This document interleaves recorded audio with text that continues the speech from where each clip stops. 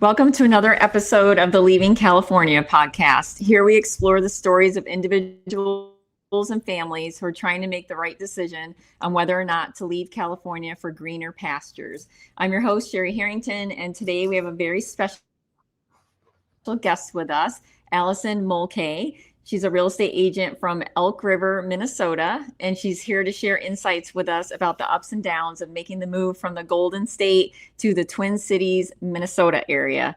She's going to share the good, the bad, the ugly when it comes to making the move and what we can expect as Californians moving to Minnesota. Welcome, Allison.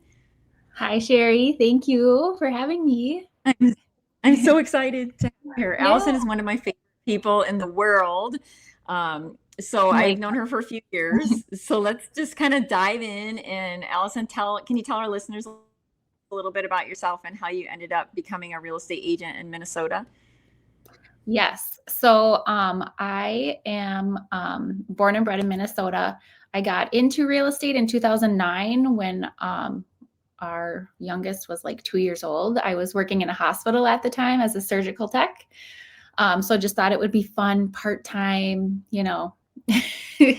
and fast forward to 2000. Little did you know. Yeah, right. I don't know if it's possible to be part-time. There's a lot going on. So fast forward to 2015, I left the hospital to work full-time as director of operations for a team.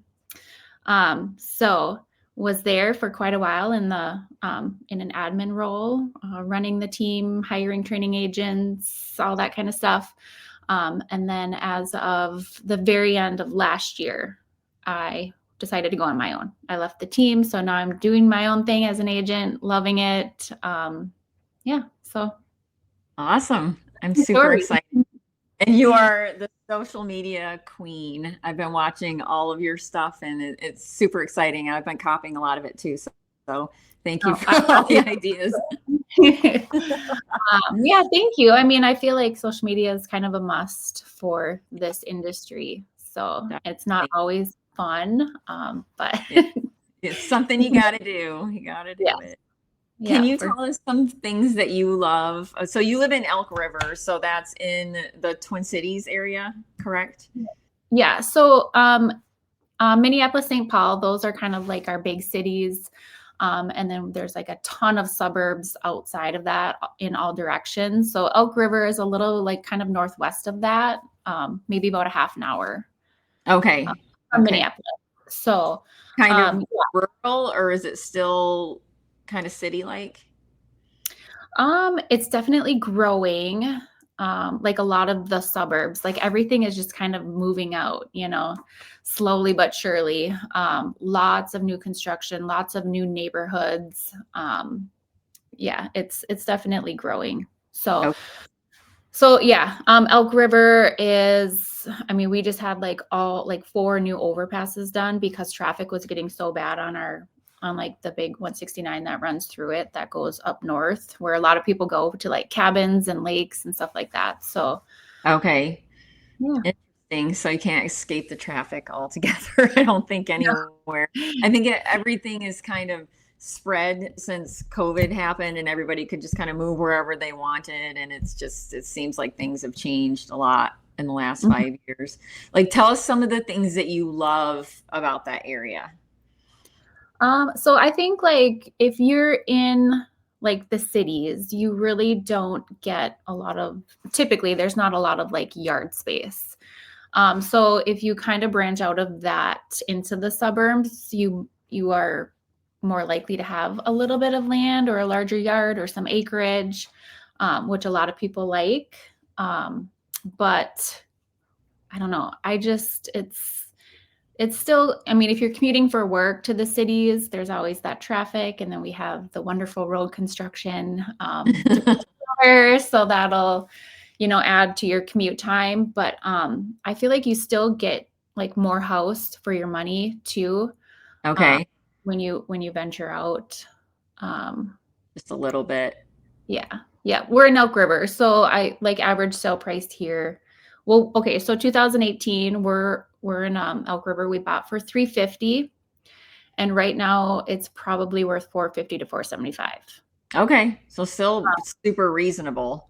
Yes. And I know this, taxes are like a big thing too. And I think Minnesota does have higher property taxes.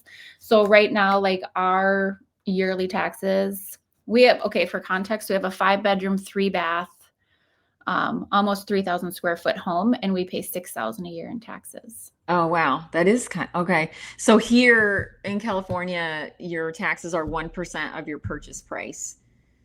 And they don't, well, in theory, they don't go up. I think they can go up like 2% a year, but they usually don't.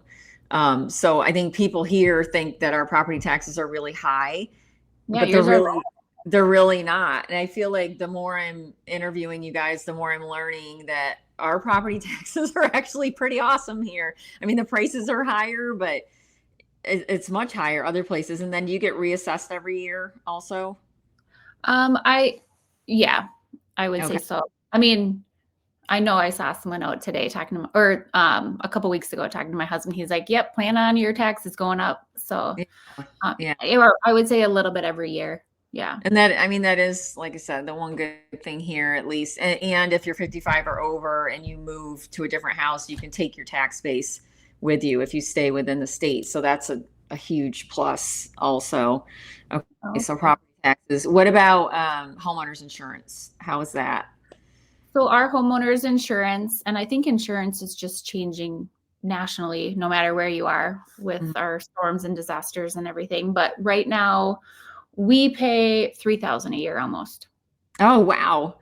God, see, that's Mhm. crazy. I mean, Is that more than you?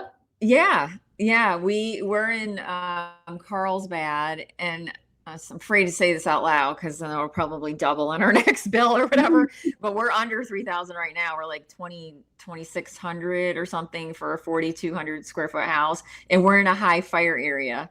So I Really? always think that that's interesting too. So what now? I always go off what I'm going to do, the good, the bad, the ugly. Let's just mix them all together.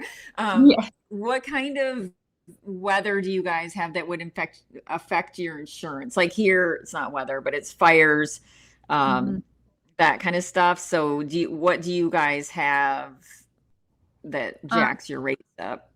I would say the biggest one is hail, like Okay. hail and Wow. wind. They can be huge, like ice balls, basically. So they're gonna do some damage to your roof siding. So that, yeah, that's probably the biggest one. Okay. Cars. Sorry, my internet. Okay. And then is that summertime? Hail in summer? Yep, Or when is yeah. that? Spring, summer, fall, yeah, yep. Okay. Winter's snow is pretty. Okay. And then so talking about weather, tell us kind of what your weather schedule is there. Like how long do you guys have snow? Okay, is this part of the ugly? We have snow. Yeah, we're going all over the place. I mean, depending on who you are, some people love the winters here, but we have True. snow, I True. would say November, December, January, February, March. So it's almost half Okay. the year. Um, Okay. and it can get cold. There's some winters we have like barely any snow, and then the snowmobilers and the skiers, they're kind of bummed. But then some winters, our snow blower is out like every day. Okay. I remember when we were working together, I think I sent you a picture, and the like driving down the street, the snow like mounds because the plows come and push it all like over your head. Like a fortress. Yeah. Yeah, it can be a lot sometimes. So if you live in Minnesota, I highly recommend a snowblower over a shovel. Oh my You have a God, driveway. seriously. Or hiring someone. Yeah. Yes, yeah. If you live in like a townhouse or something, then it's usually covered in your association. So you don't have to worry about it. But if you have your own home, it's a must. Okay. So Okay. yeah, it's 5 to 6 months, and then it just kind of depends on the year. Temperatures can get pretty cold too, like negative 20, 30. Um, yeah, with like wind chill, and yeah, we'll have school cancellations, and yeah, it can be cold. Chilly, just a little chilly. And then the Yeah. summers are humid, right? Yep. Sometime, I mean, we have like the good thing is we get all 4 seasons. Mm-hmm. Um, and summers are gorgeous for the most part if you don't mind the heat sometimes or the humidity, but we have like a, land of 10,000 lakes. So there's a lot of like water. You can, boating, fishing, skiing, tubing, up north life. It's if Nice. that's a thing. Yeah. It's Yeah. really, I mean, we go to my husband's parents have a place up in Emily, which is like 2 hours away. And then you're like in a totally different world with Yeah. surrounded by lakes and That, woods and all that kind of stuff. So and then winter, or wait, so tell us, like, what do you do during the summer? What do you do during the winter? Just to kind of like hobby wise. yeah, so I think a lot of people for like winter activities around here, there's snowmobilers, like that's a big thing. There's actually like groomed trails for snowmobilers. And then we have like ice fishing is a big thing. We have ski hills. There's downhill skiing, cross country skiing. You can bring your kids sledding, ice skating. There's rinks everywhere. Snowshoeing. That's actually a really good workout. Okay. I haven't done that in like 4 Yeah. years, maybe longer than that. You just have to dress warm, like snow Yeah. pants and yeah. You have like 4 seasons of clothes here. Yeah. Yeah.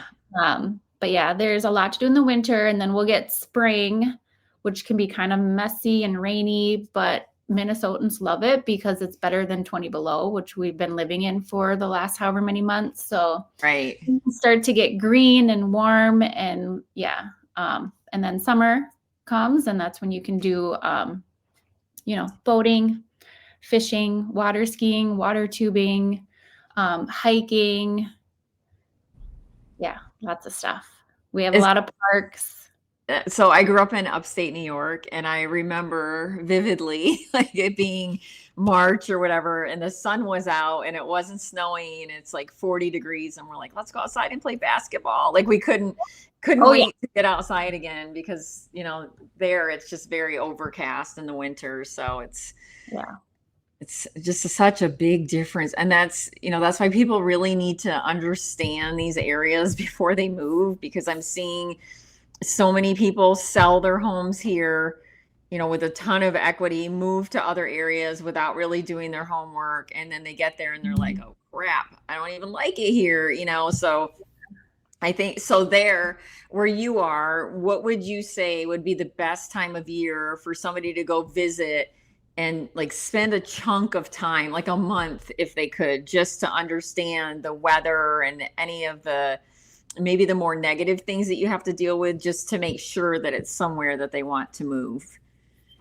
If they're not used to winter, I would definitely come during a colder month. Like January, February. Yeah.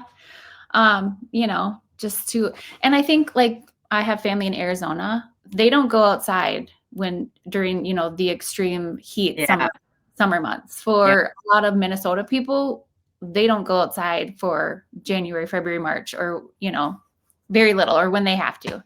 They're inside, their cozy fireplaces are on, their, whatever.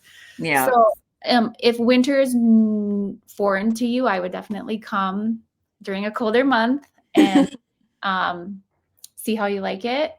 Yeah. But I do feel like it makes us appreciate every other season, That's true. That is true. So yeah, I would definitely say that. But then come in the summer too, and like go out on the lakes and, go hiking and I don't know, explore both sides of that.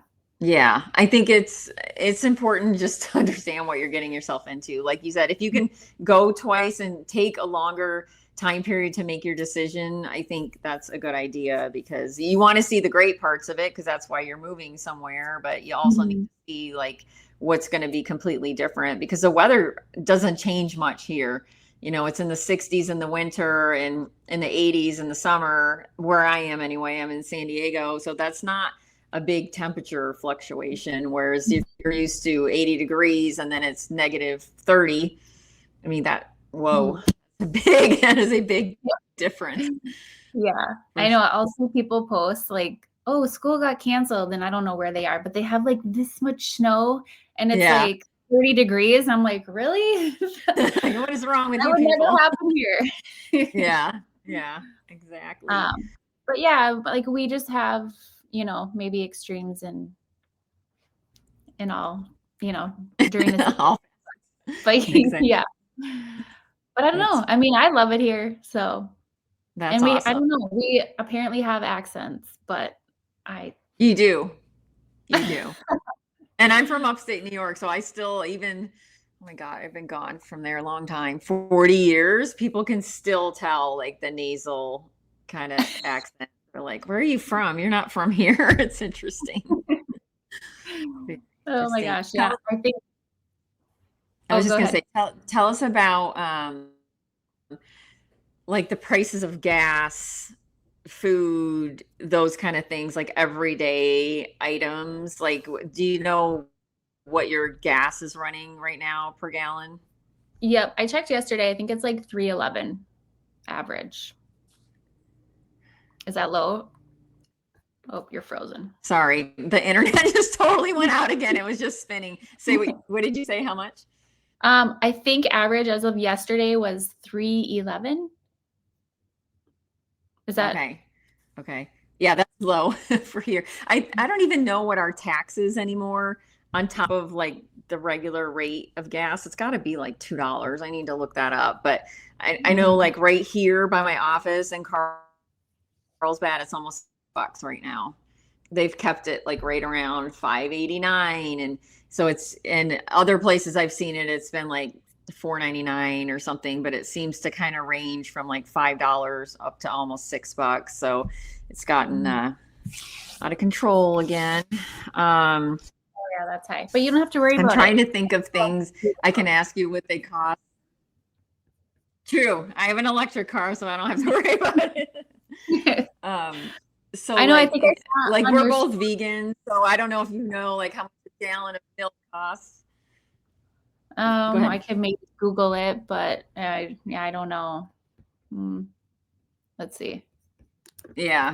It seems like I feel like groceries still really expensive here. Nothing's really come down. Like fruit, ridiculous. I walked last night on the way home to get just a little of black $5, a little thing of raspberries, $5. It just seems insane to me. They used to be like 2 for $5 or whatever. Yeah. That I might think kind of be everywhere. a gallon of milk at Target is $3.39. Okay. Okay. So, yeah. It's more than that here. I know I've looked when I'm buying my milk, but it's One good thing crazy. about Minnesota.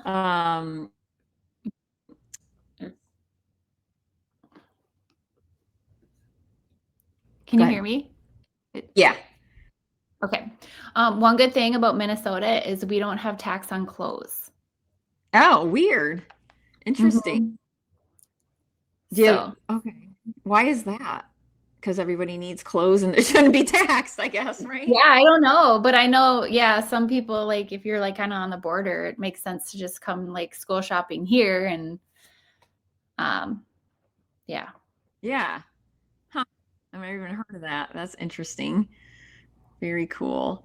Is there Yeah. anything that you could think of that would be like shocking for people that are other than weather, right? But you need to do your homework on that. But moving from California to Minnesota, that would just be like crazy different that we might not think about. So, I don't know. I mean, our traffic can be bad, especially in the winter, and like more accidents Mm, and longer commutes, obviously, if okay. it's snowing and icy. Um, I don't know. Let's see. Yeah, I think weather's like the biggest thing. Um, hmm, I don't know. Yeah, I would think that would be the hardest part for me anyway, moving from Mhm. California to there would be the weather for sure. Because it's just I know growing up in upstate New York, like during the summer, it rained all the time, so you could never you would schedule something as a kid, you're all excited to do something, and then it's, thunderstorm. And like here, it rarely rains. It doesn't snow, obviously, and the weather's just is what it is. Maybe the sun's not out. That's as bad as it gets, right? But that would be something just do for sure. Yeah. And I think they're pretty good about like,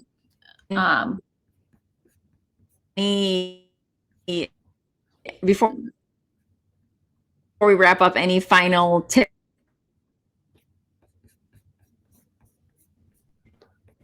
Oh, all right. It's internet issues today. Can you hear me? You're like frozen. But I can hear you. Okay. Yeah, I can hear you. Okay. I can hear you. Okay, we'll just wrap it up. I don't know what's going on. Both of our internets are messed up, but is there anything that you can think of that we haven't talked to that would help listeners that are considering a move to the Twin Cities area? I mean, I love it here, but yeah, definitely check out the weather first. I think that's probably the biggest thing. If you like all four seasons, this is for you then. But yeah, I mean, I love it. So winters get a little long, but it's worth it because then we appreciate our nice weather a lot more. But yeah, I mean, come try it out and then call me if you want to move here. Yes, definitely. How can people reach you? What's the best way to reach you? I move with Mulcahy on all my socials, and my contact information is right there. So okay, yeah. and I'll put it in the show notes or whatever they're called, so everybody has it too. Yeah, I think there's something for everyone. Yeah, I love it, and I think it's super helpful to listen to somebody that's going to be honest with you, so you know what you're getting into when you move, and just a reminder to everybody to make sure that your why you're moving is fact-based and not emotion-based, so that your decision's one that you can live with long term, and that you don't give up your house here and move somewhere without really knowing where you're going or knowing anything about the area. It's super important. I see it every week. I talk to somebody who moved out of state and then they're upset that they can't get back because the prices just keep going up. So definitely do your homework, reach out to Allison if you're interested in the Twin Cities area. And I want to thank you for being on today and being such an incredible real estate referral partner to me. And more importantly, just a nice human and a good friend. Oh, you too, Cherie. I'm so glad I'm part of the community and the referral network. And yeah, I've enjoyed working with you in the past. Thank you so much. Thank you, Cherie. Have a good one.